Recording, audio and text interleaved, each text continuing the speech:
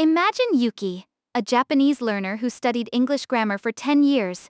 A visitor asks a simple question at a station, and suddenly every English word disappears. Maybe the words did not disappear. Perhaps they are all waiting in separate boxes, while the conversation needs one complete package immediately. Exactly.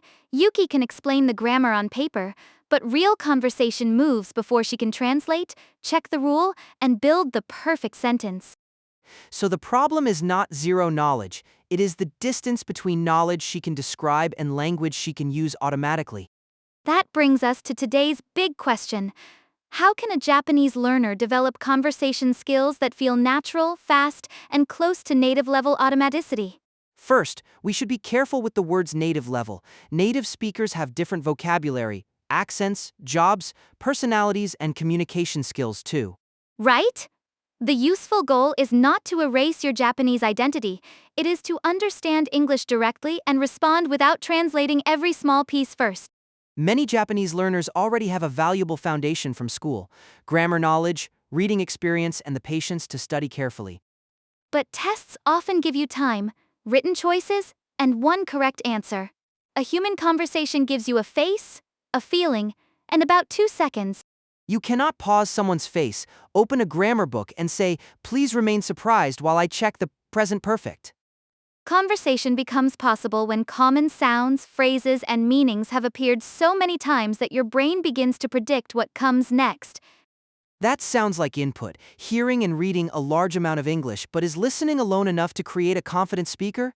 Input supplies the language, while speaking, interaction, feedback, focused study, and fluency practice help you organize and use it. We need the whole system.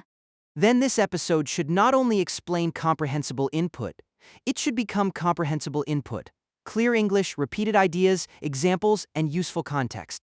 If you understand the main idea without translating every sentence, your English brain is already working during this conversation. Keep listening and notice that feeling. The phrase English brain sounds magical. Do I grow a second brain, or does a tiny English teacher move into my head? Neither. English brain is useful shorthand for faster, more automatic processing. English sounds begin to connect with meaning before Japanese translation takes control. At the beginning, a learner may hear apple, think Ringo, and then imagine the fruit. Later, the English sound can reach the image directly. Yes, and the same thing happens with larger chunks. How's it going? Stops being 4 separate words and becomes one familiar social move. So I do not calculate how plus is plus at plus going. I hear a friendly greeting and prepare a short, natural answer. This is similar to driving a familiar road. At first, you consciously check every mirror and sign. Later, many actions become coordinated and automatic. Automatic does not mean careless. It means your attention is free for the other person's emotion, intention, humor, and the direction of the conversation. And that automaticity grows through many understandable encounters with the same patterns in different situations, voices, speeds, and emotional contexts. Where does grammar study fit? Some people say rules destroy natural learning, while others collect grammar books like protective equipment. Grammar can be a map. A map helps you notice a pattern and avoid getting completely lost. But studying the map is not the same as walking the road. Then Japanese learners do not need to throw away everything they learned. They need to connect that knowledge with thousands of meaningful living examples. Exactly. Also, native-like does not require one perfect accent. Clear rhythm, understandable sounds, flexible phrases, and comfortable interaction matter more than imitation alone. A Japanese accent can remain while processing becomes fast and conversation becomes rich. Accent and ability are related in some ways, but they are not identical. Your Japanese language and cultural knowledge are not obstacles either. They are resources that help you compare meanings, explain ideas, and connect different people. So, our practical target is clear: less word-by-word translation, faster prediction, easier retrieval, and enough flexibility to keep meaning moving when a sentence is imperfect. Imagine 2 locked boxes. The first contains 100 unknown English words and no clues. You understand almost nothing, so the sound feels like noise. That is not useful immersion. It is linguistic drowning. My ears are technically inside English, but my mind cannot hold on to any meaning. The second box uses mostly familiar language, plus a few new words supported by pictures, tone, examples, and the situation. You can follow the message. That is comprehensible input. English I can understand, with a small stretch that gives my brain something new to notice and gradually acquire. A practical test is simple. After listening, can you explain the main idea in easy words? Can context help you guess some unfamiliar language? And emotionally, am I curious about what comes next, or am I only counting the seconds until the painful audio finally ends? If you're completely lost, choose easier material. Easier is not failure. It creates enough mental space to notice pronunciation, grammar, and useful chunks. What about subtitles? Japanese subtitles make difficult videos understandable, but they can also turn English listening into fast Japanese reading.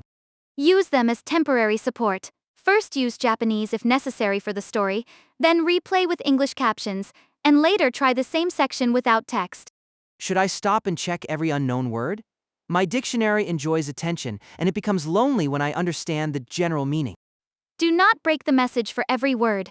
Look up language that repeats, blocks understanding, or feels especially useful for the conversations you want. Some adults avoid easy content because it feels childish. They choose difficult news, understand 15%, and proudly call the headache serious study. Fluency grows largely from familiar language becoming faster and more connected. Material below your maximum level can be exactly what automatic processing needs. Then I can add harder material gradually after a strong base exists. Challenge should stretch understanding, not destroy the entire bridge to meaning. One powerful method is narrow input. Follow the same topic, series, or speakers for a while. Repeated vocabulary and context make each new episode easier. If immersion is so important, must I move abroad? My budget has reviewed that plan and expressed several serious concerns.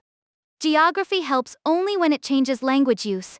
Someone can live abroad inside a Japanese language bubble, while someone in Japan can build meaningful English into every day. So immersion is not simply English existing nearby.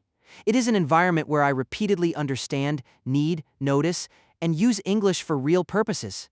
Exactly. Start by creating small English islands, 10 minutes at breakfast, part of your commute, one lunch article, and an evening conversation or show. I could play English audio all day while answering Japanese email. Does that count as 8 impressive hours of immersion? It counts as exposure, but not 8 hours of focused learning. If attention and understanding are absent, one careful 20-minute session may teach you more. Then changing my phone language to English is useful only if I understand the choices, not if I accidentally delete my calendar every Tuesday. Correct. Use environmental changes that support meaning. Labels, familiar apps, English search queries, and short voice notes can create repeated, understandable contact. The strongest immersion may come from interests. If I love cooking, games, design, fitness, or technology, English becomes a tool rather than homework. Interest provides context and emotion. You already know the subject, so new English attaches to a rich network of images, actions, and expectations. I can watch 3 creators on one topic instead of 30 random videos. Their repeated phrases become familiar, and I begin predicting their explanations. Then add a real reason to speak.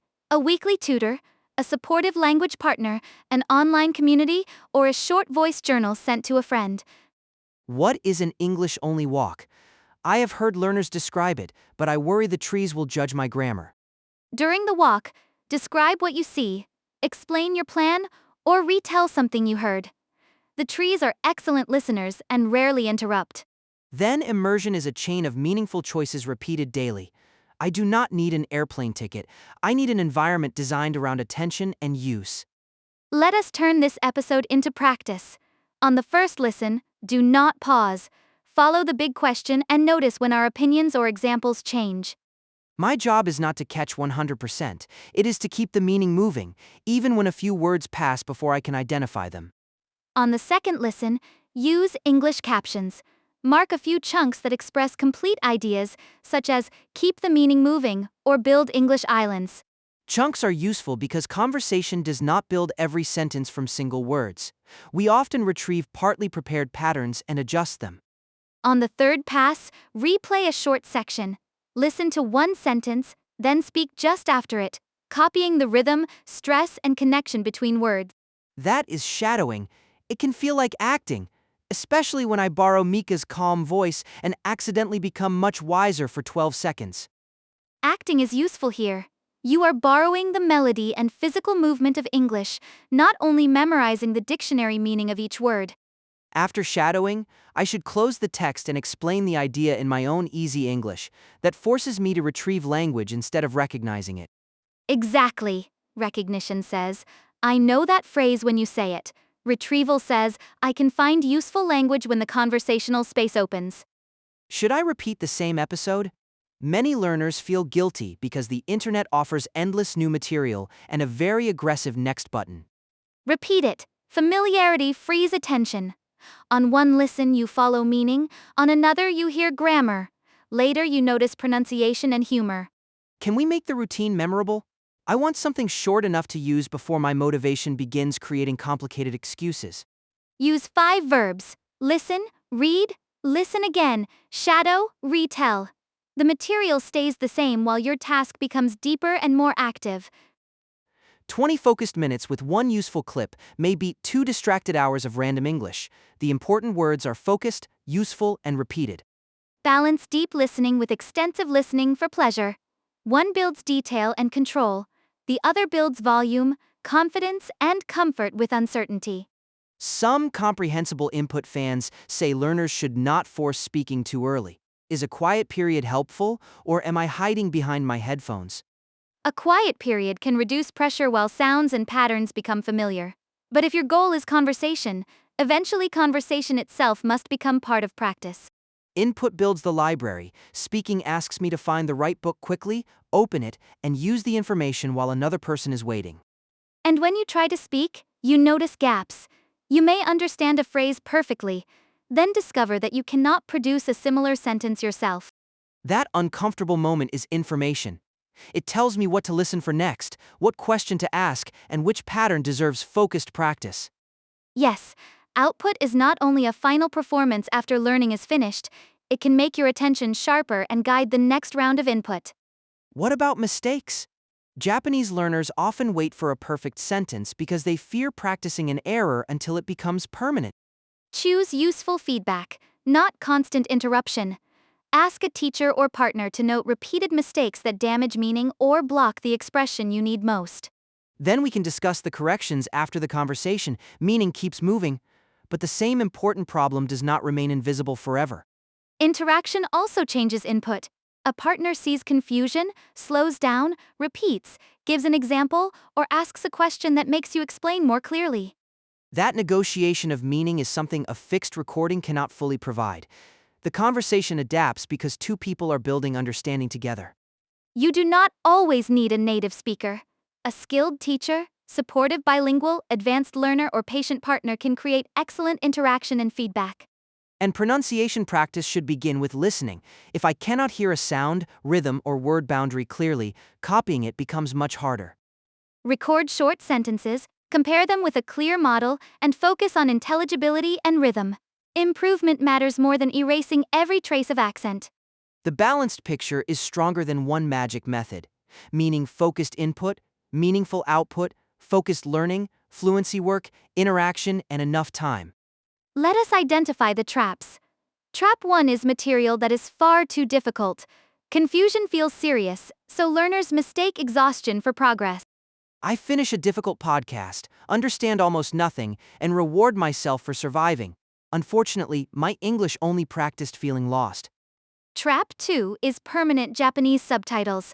They are valuable rescue tools, but if they always carry the meaning, English sound may remain background decoration. The solution is not shame, it is a planned ladder. Japanese support, English captions, no captions, then a short retelling from memory.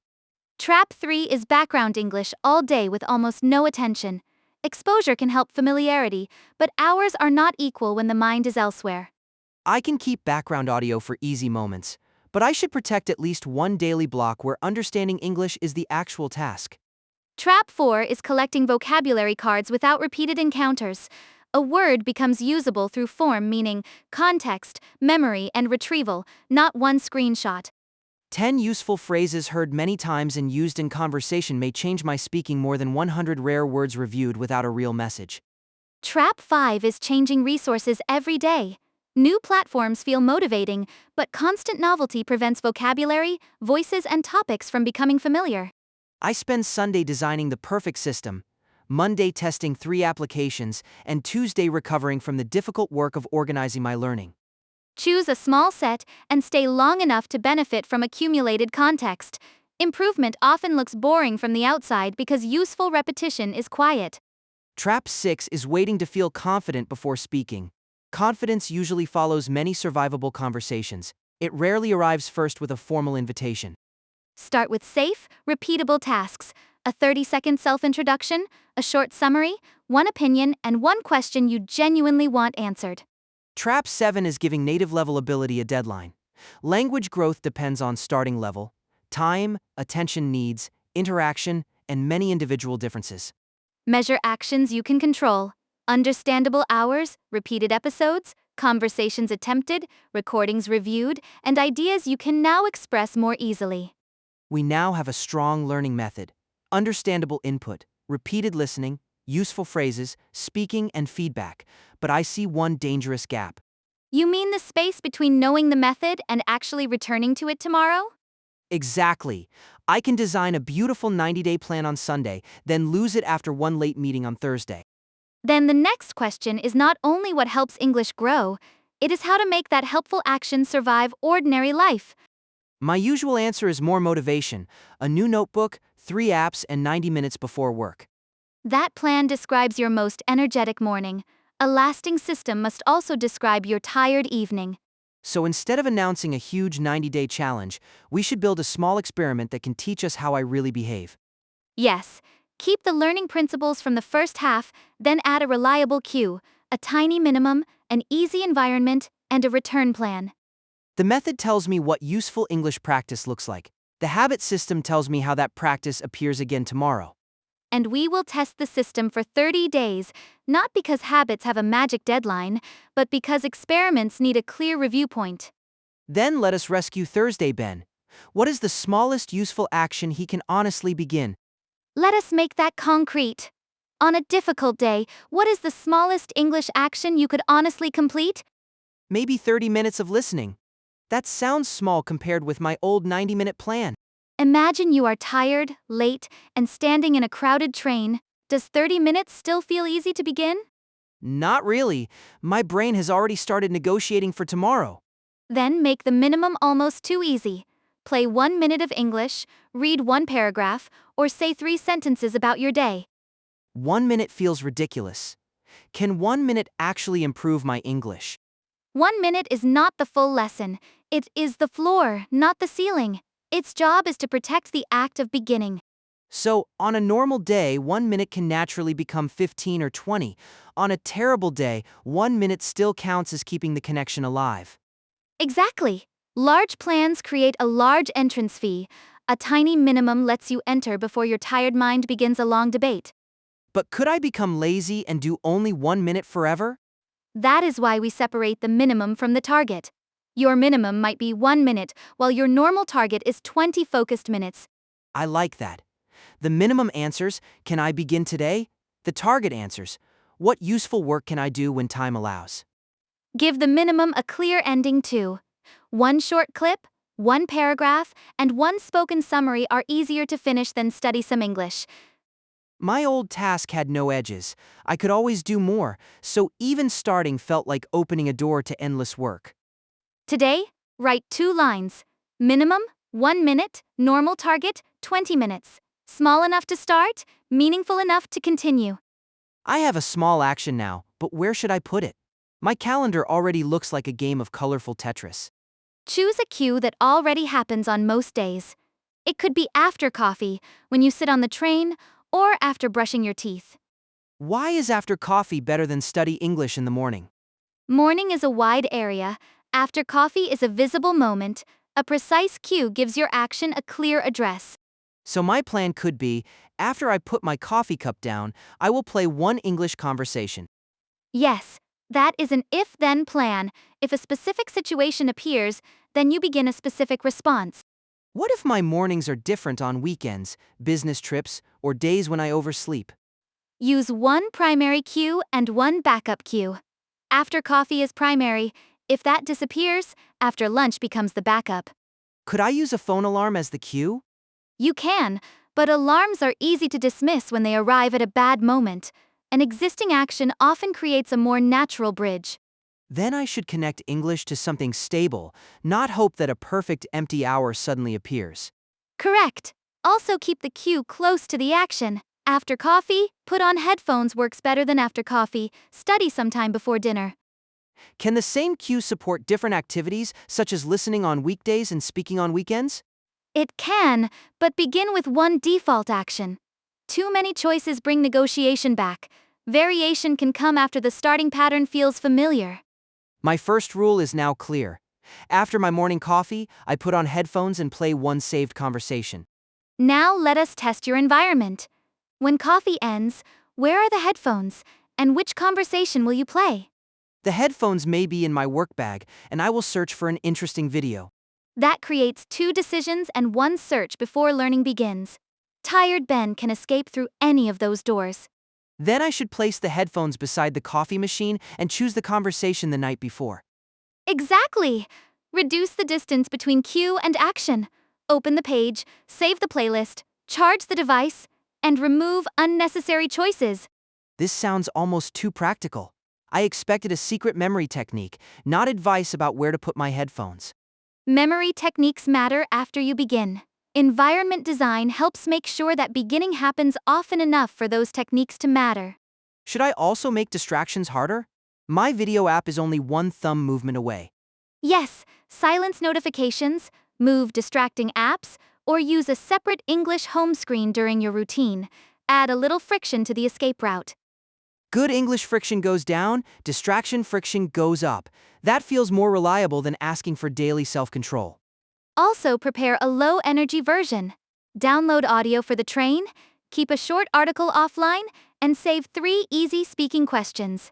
Then bad internet, a noisy station, or decision fatigue cannot completely block the routine. Correct! A useful environment does not force you to study.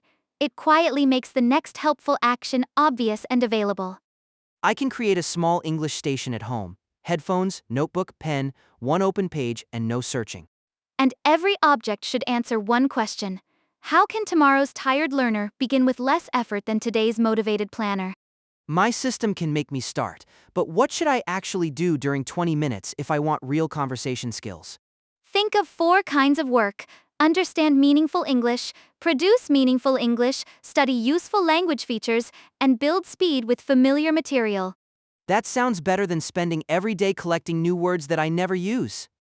Create a simple weekly menu. Monday and Thursday can focus on listening. Tuesday can include speaking. Wednesday can review phrases. Friday can build fluency. What would a 20-minute listening session look like? Listen once for the main idea. Read the English transcript. Listen again. Then explain the message in 3 easy sentences. That already includes input, noticing, another input pass, and a small piece of output. Exactly. On speaking day, answer one familiar question for 1 minute, listen to yourself, and answer again with one improvement. And phrase review day should be more than looking at a list, right? Right. Retrieve each phrase, say a personal example, and place it in a short imaginary conversation. Useful memory grows through meaningful use. What is a simple fluency activity for Friday? Repeat an easy story, shadow a familiar clip, or speak about the same topic again with less hesitation. Fluency uses known language faster. So the routine can stay predictable while the language remains interesting. I know the type of task, but the topic can change. Yes. Save one default activity for each day before the week begins. When the cue arrives, you should not need to design a course.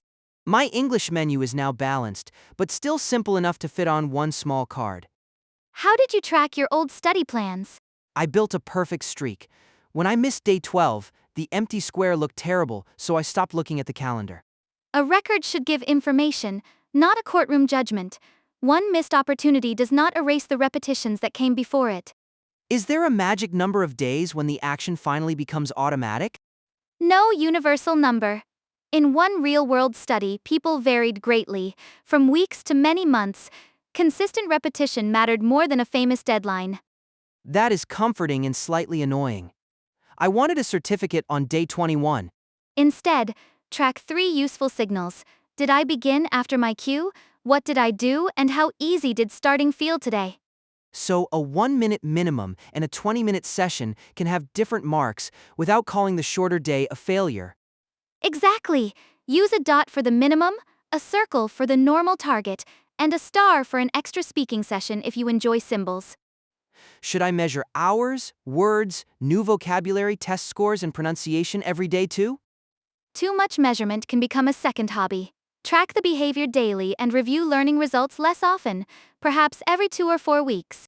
What should I ask during the weekly review? Which cue worked? Where did friction appear? Which content held my attention?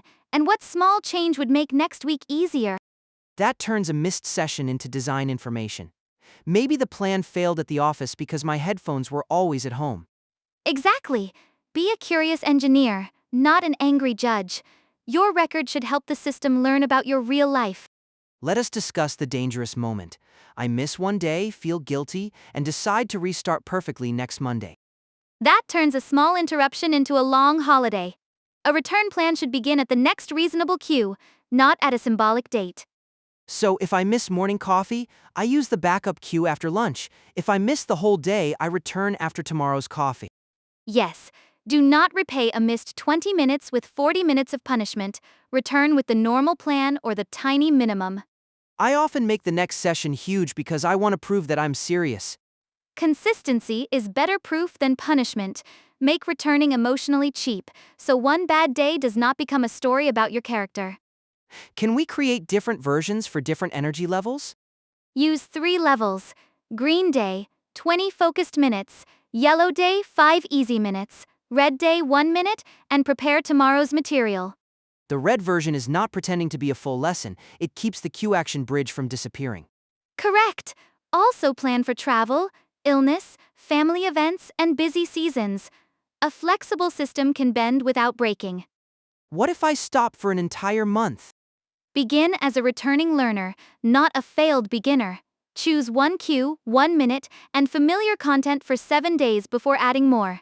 Familiar content lowers both language difficulty and emotional difficulty. I already know I can understand it. Exactly. Your return session should produce a quick success, not a dramatic test of everything you have forgotten. Then the real skill is not never stopping. It is becoming very good at returning. Let us turn everything into a 30-day experiment. Not a promise of automaticity, just enough time to test and improve your system. Day 0 is preparation. Choose my cue, write my minimum and target, save the first week's content, and place the headphones. For days 1 through 7, protect only the starting pattern. After coffee, headphones on, 1 saved conversation. Learn what blocks the beginning. I can do more when energy is good, but I will not increase the official minimum during the first week. During week 2, use the balanced menu, 2 listening days, 1 speaking day, 1 phrase day, 1 fluency day, and flexible weekends. At the end of each session, I record a dot or circle and prepare the next file that closes today and opens tomorrow. In week 3, add 1 real interaction, a tutor, a language partner, a voice message, or a careful conversation with an AI tool. The goal is not a perfect performance. I will bring 3 familiar phrases from my routine and try to use them naturally. During week 4, review the evidence. Which cue survived busy days? Which material made you curious? Which task improved your speaking? Then I keep what worked, remove 1 source of friction, and design the next 30 days without making the plan larger just to feel ambitious. Good! Your identity can follow the evidence. I am someone who returns to English, even when the session is small or the week is imperfect. That feels more honest than saying I'm completely fluent because I bought a new notebook on Monday. And this episode can become your first saved conversation. Listen for the main idea today, then return tomorrow, and notice the repeated habit phrases. My final plan is simple. After coffee, I begin 1 useful English action, record the evidence, prepare tomorrow, and return after interruptions. That is how English becomes part of ordinary life, not through 1 heroic Monday, but through many small beginnings that survive real Thursdays.